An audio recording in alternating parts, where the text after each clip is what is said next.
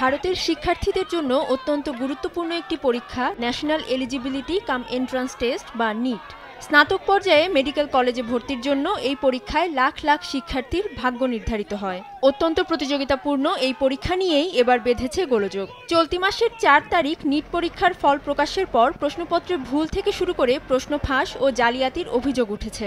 বহু শিক্ষার্থী ও অভিভাবক পুনরায় পরীক্ষার দাবি করছেন। এজন্য আদালতে কয়েক ডজন পিটিশনও দাখিল করা হয়েছে। ফলাফল প্রকাশের পর দেখা যায় বহু পরীক্ষার্থী অস্বাভাবিক বেশি নম্বর পেয়েছেন। এমনকি ৬৭ জন পরীক্ষার্থী ৭২০ নম্বরের শতভাগ নিশ্চিত করেছেন। ৬৫০ থেকে ৬৮০ নম্বর পাওয়া পরীক্ষার্থীর সংখ্যাও উল্লেখযোগ্য হারে বৃদ্ধি পেয়েছে। অস্বাভাবিক এই ফলাফল অভিভাবক ও শিক্ষার্থীদের মধ্যে উদ্বেগ সৃষ্টি করেছে। এরপরই শুরু হয় তুমুল বিক্ষোভ। নগদের কাছে সব গ্রাহকই প্রিয়, তাই তো সারা দেশে ক্যাশ আউট চার্জ সবচেয়ে কম।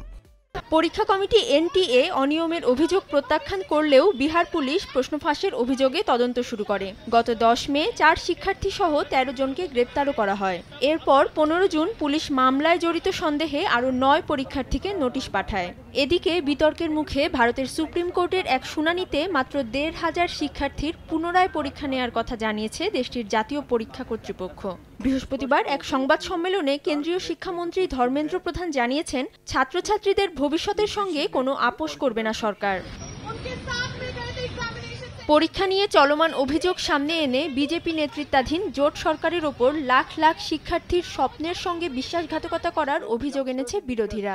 বৃহস্পতিবার কংগ্রেস নেতা রাহুল গান্ধী সংবাদ সম্মেলন করে বলেন, প্রধানমন্ত্রী নরেন্দ্র মোদী সারা দেশে দুর্নীতি ছড়িয়ে দিতে চাইছেন।